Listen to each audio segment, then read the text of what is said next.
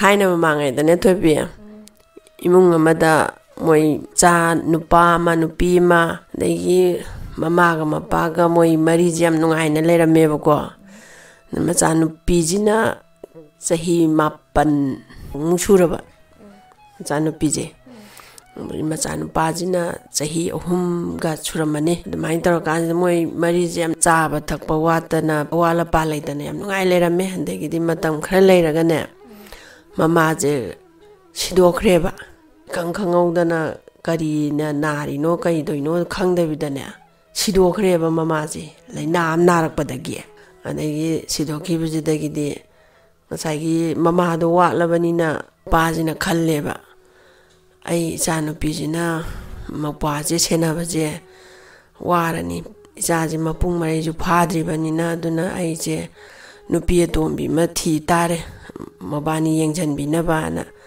खंदना जाई मपाजिना दि मचा अनिजे नुक्सीदबदि नतेब नुक्सीदना येंजनबिनबनेब थीदोइजे अंदुगदि ममा अतोंबी म थीर ममा अतोंबीजिदि यम फत्तबी जादू मंतर हैबी फत्तबी ओइ लेरमदनाने माजी लौरा कांजिदा मचानी दो येंजनबिगद्रायगा अथी ताओइना तौबीरेबको Luna तौबगी महुता अदगिदि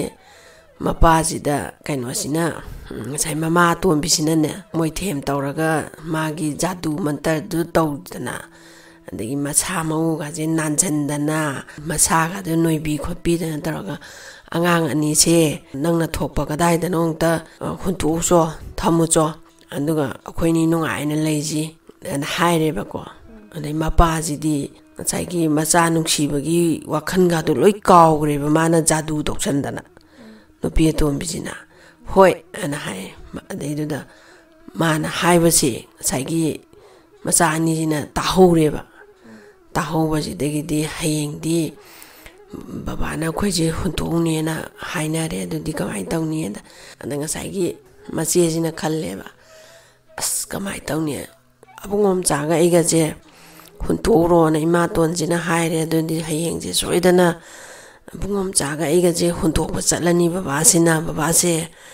ima tombije lawdagi akhoi waga amta tabigidre ingaw ngawre aduna dei je hayengje kari upai tawjige na mana khandana ne maje khoi khaw macha ama makhut yetum jinan nangju ka kai photpadi haire dana mana ne phi matat phattaba ma taraga khaw macha ama ture bako dur mana nung macha macha je khullaga sengaw gi type da nung macha macha je habe ba hayeng mapajina hutomaju lambendo khangdabanina mana nungje chum hutomnabagi aduga lambendo khangnanaba adagi mapana kai mo hutomaju aina nungje khullaga laadi yumje yongni khandananeba adagi mana nungje hapaga sai sengaw dongna tawbasida nung macha macha je hapsale adagi mapajina haireba haibaga tawbaga bema ngasidi babaga ne abungom chanabani ga koi chalurasi ngasidi anai macha pisaktuna ba kadai dano ana hai maron do intinungaina phajana haiboi heitaboi ga tholakpa nauri kan gi neba andagi di ngasai gi mache ji di ngarang angna do tahobani na ne hoi baba na hairaga ne andagi di mokpa nu pa do di koi chaludoine na haraudana phironga sesandana andagi baba kaidano koi ba chatoije na jangandani koi ba chatoije na haiba andagi oh ana hairaga moijuma phimaron sechalle adagi mama atombisina se phiron sechan birage se gana phironga de sai hunto dorabani na mama jina luna ga tawdana phironga nanga inthinungai na ga sepida dana tawdo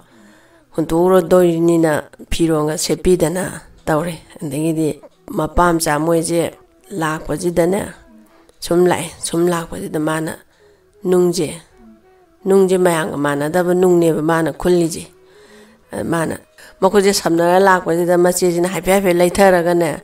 nungje sum amam sum thadarame ba ade khara amuk lai machi emada amuk thadarame khara amuk lai adagi ne machi emada amuk thadarame adagi ngasai jangan ji yaure mayai ji yaura kanjida ngak pothara ji ngase khongna lakbani na ba ngak pothara ji na pothara ji ngasai mokpa ji di ꯄꯤꯛꯀ ꯄꯤꯛꯄꯅꯤꯅ ꯋꯥꯔꯕꯅꯤꯅ ꯁꯤꯁꯤꯒꯩ ꯇꯨꯝꯊꯣꯛꯈ꯭ꯔꯦꯕ ꯃꯆꯦꯁꯤꯁꯨ ꯉꯁꯥꯏꯒꯤ ꯃꯈꯣꯡꯅ ꯂꯥꯛꯊꯣꯛꯇꯅ ꯂꯥꯛꯄꯅꯤꯅ ꯆꯣꯛꯊꯗꯅ ꯃꯄꯥꯒꯤ ꯐꯩꯒꯟꯁꯤꯗ ꯃꯀꯣꯛ ꯍꯥꯏꯐꯦꯠ ꯉꯥꯊꯔꯒ ꯃꯄꯥꯗꯨꯗ ꯉꯥꯊꯔꯒꯗꯤ ꯃꯄꯥꯁꯦ ꯑꯩꯈꯣꯏ ꯍꯨꯟꯇꯣꯛꯑꯃ ꯆꯠꯈꯤꯔꯣꯏꯒꯤ ꯋꯥꯈꯟꯗꯅꯦ 마주 tumthokhreba adagidi tumthokibje mapajina animak tungre masidi ai thadomba yarani na mana tapna taragane macheju tapna thadare adagi mokpaji ju tapna lautharaga thamama mapaji chele ebako chela mabani jina mikap tholokpasida mapaji leiramdre mapaji leiramdabajidagi de baba na mokpaji na ne chiche baba kai chakhre baba nenga saigi kaino sinadi mache jinati hunto ma chakhibane do khangamni na ne yumda chatlamani baba do la chasilao haraga nga saigi nung mana langthomba do ado sum yenga o chatlaire sigi parengji dani aina langthomba do na mana sai nungje mu khulla ga sum laga mayumji yore ya changakpada mayumji yore adagi dinga sai mamma jin etta mammi che swai changtu ene swaina as masi huntu su ona chakhraga si kamai taw lai no sibo kamai lambeng khang lai no sibo na mammi che logdraw wi sang lang thuoga songning boi lak boi toroga tawre ne adai mapa ji ju ma ju nga eba ko mapa ji ju nga ga aina ko thiraga noi thi khangde na ai je hana la abani ne ana haire mapa je dei masi jina di hunto mine do khangbani na o baba na haraga masi mokpa je chak pijaraga masi ji di tumpham jamam khangdre mokpa ji di si gai tungre ngang ni na gyan ta da bani na dei masi ji di khoi je soidana di huntok tori kamain tawni na dei nga sai mai khawng ma sa do hayeng mu sus main tor di chi nungje puge na mana section na thamme ba andagi di numit nini humni muksura kandana matam khara leiraga mu sai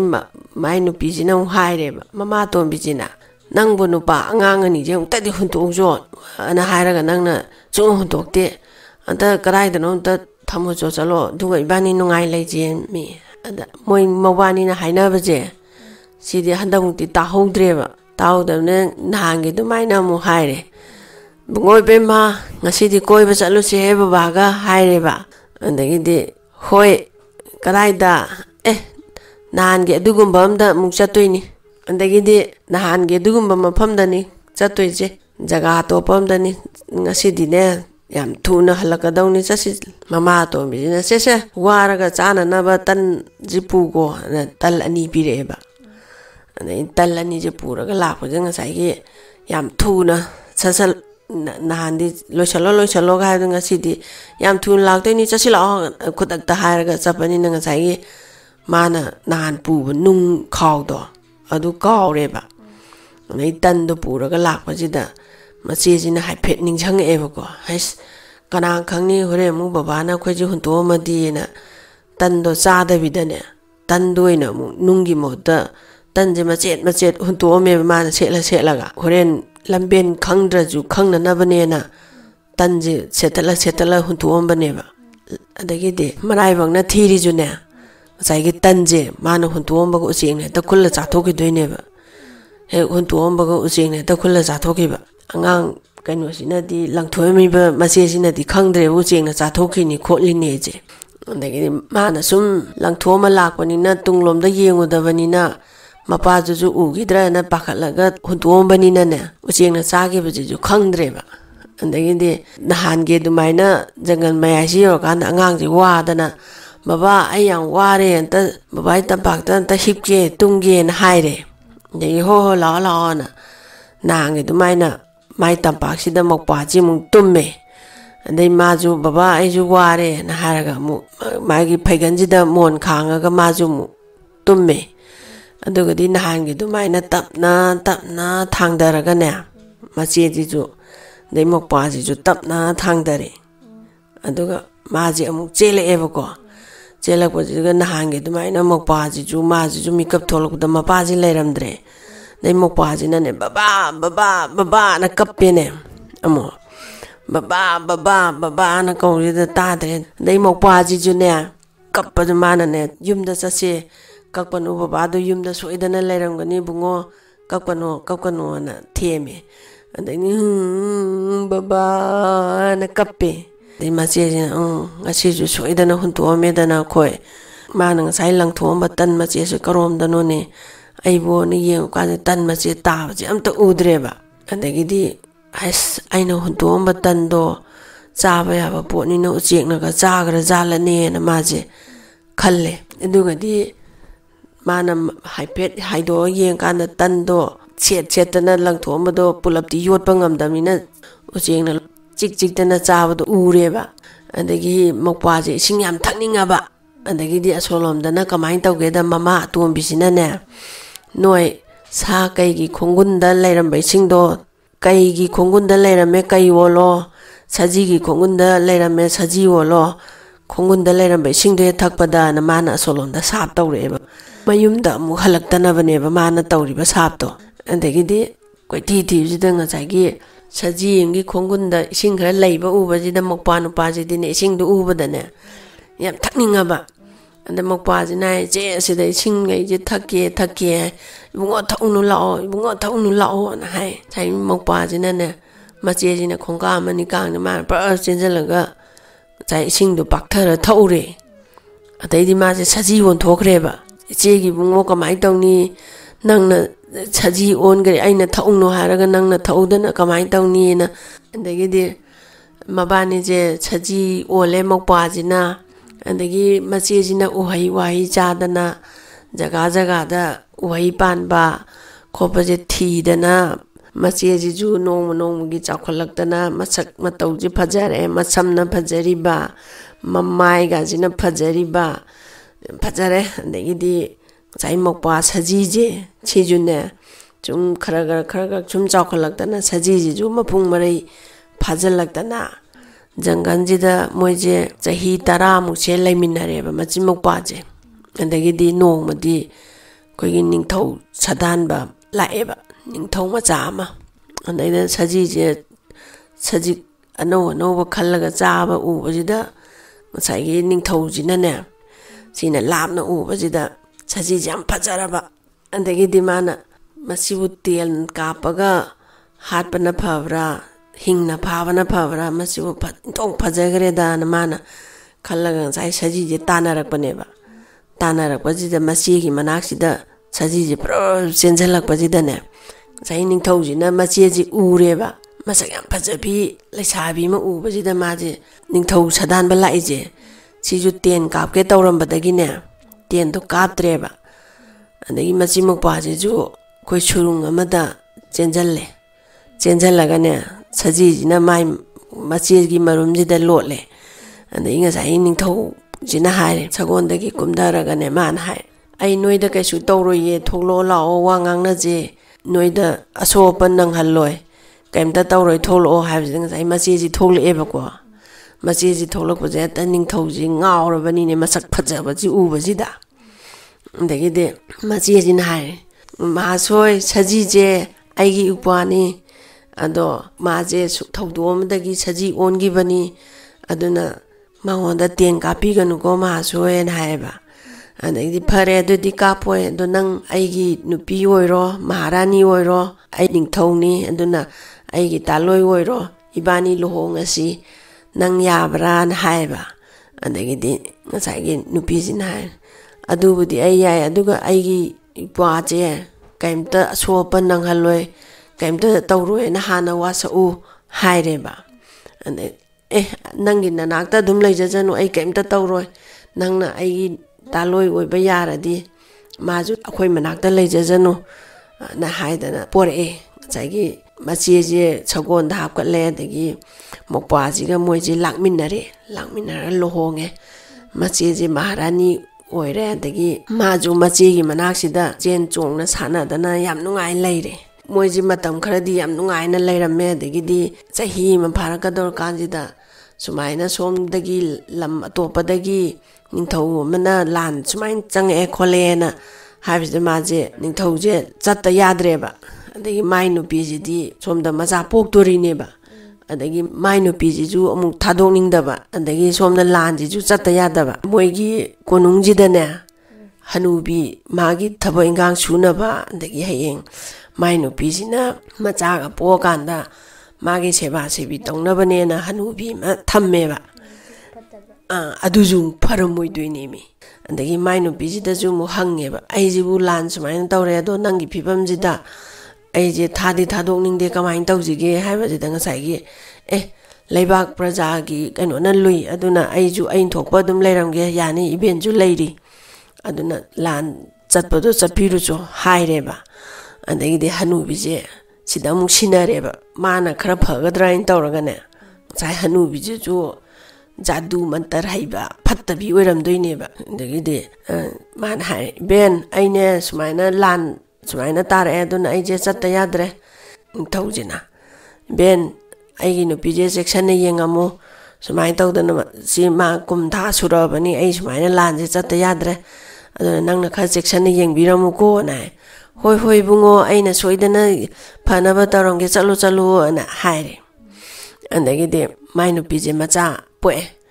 macha ji poga solomda ju lanje mai nupana ngamme andagi lanje ngamme na lae halae solomda lambenda halae andagi solomda na mu kamai tawgeda sai nupi hanubi mana sinarami hanubi je mabu yam pattabe hanubi ni ne mana hes masi mai nupi je ai kamai taw hasige na khallaga ne mai ai cha nupi je marani oidaba yade masi sinjanaba na mana khallaga bema phawungda da sum leibado iphak phakjanbani isado aduna ne mapanda hangchi ngak langojo angang tumi kanduda haireba andagidi moigi ningthaugi konung manungda leiba pukhi jam phajaiba andaida mana hoine ben haraga maji koithokpa tholokpa jida sai mokpa sajido aduju dum inareba andagidi sumaina pukhi jida koina sum chalikanida as thok phajagre dai singjiti na sumaina nupi macheji na yengdarakpa jida sai nupi phattabi minaido adu mangak samjida chaina ta indaraga nupi je hatui hatoga solonda sajijina ne mapiji ororo taraga ne sai mirondi ngang ba haitamni ne ichi na ko ju haitrabani ne mapiji da chadum taraga ma isingi da yeng leire machijina manung jida irak na dra buk wa tawdana tawdo mana mapiji ororo ta da ne yeng leire gidine minai nupi je amu pra sange mai macha nupi je hey bema law sid law se magi piron chelamba jingje se si chechalo si injalo phamungsidane angangji kolaga hiplo se ana haraga mai macha nupi joine hipangre andagi de ngai gi ningthauje koduk ana chogondu thoroga halakpaje hanubisina tareba andagi de mana hek changakpaga se na sama pu etu phajadre ngu nungsidre ngu to ana utleba andai ngai macha jo uwajuda thaujinane machado chuptanaga tawre duga sai mai nupi dung yenge na tawda mamai da satlaw laithorpa jidane hata madi khangabani dana masaka do thiraga mai nupi du yam phajai dana masaka do thira mamika du iraw law dana lok draw bisan leram bada ada kaino sidi ben mai masak sidi hai ho angang pokpodagi ne masaka loi thijan gram ni khale mai phaja tholok chani angang pokpodu da taini ana hai maju oira boiningdana ne adum leiminareba ko andagidi ngasai madi machado poktabanina mabuk thokteba andagidi hangangsina hanga sungkappa hanga kappa jidane ngasai pukhi dudagi ne maseje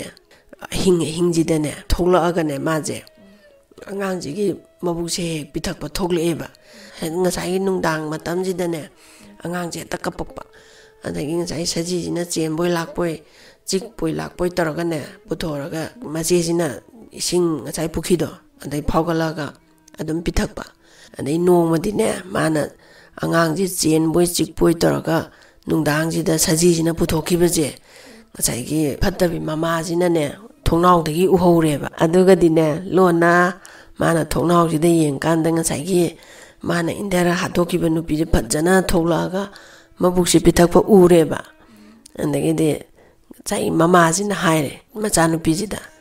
bema sumai tawdana nang angang je he nungdang da mama je thola ga sumaina mabuk pithai aduna soidana khangak patare ningthau je saji je hatok ta ba yaroi kamai tau ha sige ana mabani je khanare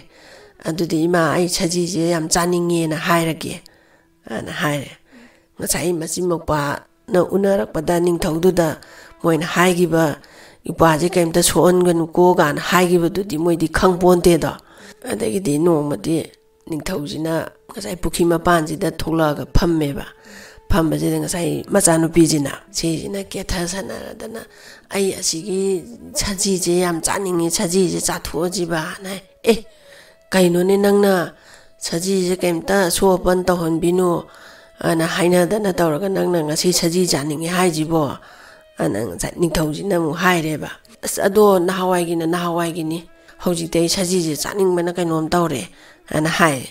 kaino ne ma haiji bo chumbara ne na ngasai ningthau je chingna ba hore machakna ga thi bane andagi ma je tumbam jabang khangdre ba ningthau je adagi di no mati ho nangna chaning adi phare saji je hala je duga thonga cha tho je na ngasai saji je miron taja da bai wani moini na ngangna ba du di tare ba andagi di ningthau ji na saji je hatu gi koi tan tanar bu jang chai gi saji je chele pukhi tam na chela ga pukhi gi raun ji da ma je koi raga kappa ga ichi ko bu ji ngam dam ni na ma pi je chadum pukhi ji da ga ta ba jang chai gi ma che je khangam da na phogale e ba ko phogala chai nu pa ji na moi gi u gi marum am da lon ha yenge ba ma che je pukhi me ai ji dai phogala ga ne kapminnaraga leiba ji uba ji da ne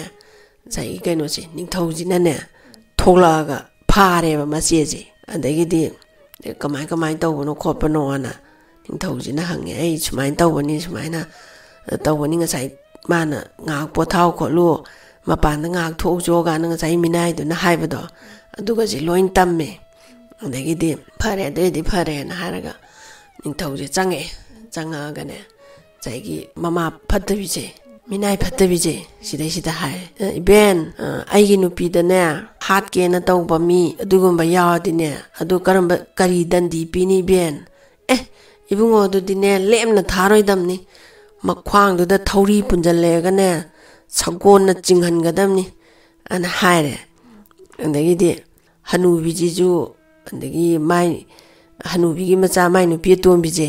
Siju makwang ye thauri ama mampule kaino ne bungo moina ngang baga do amta tadre thauri jina makwang ye pullaga magi sagon du da hukchalle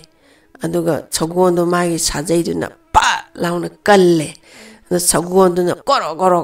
wo laga chingre andagi ni solom da nga sai gi mai nu pejine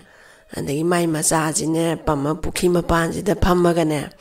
lebje nga sai gi saji je Chijina magi macha angang macha do ada maraina ga lek adagi mananga chuchun nambira ga sum taw da imaje mi won thore nupam cha ma won thore pakhang macha ma machak ka ji phajara dana adu main tor mi won thora ga moi je nungai ai phana pan gre chagona mama ja singi bodo sidri wok jinge chagon duna aduga chira phum gre mi phatta ba taw bagi Moi na sire, moi nungai ning bagi.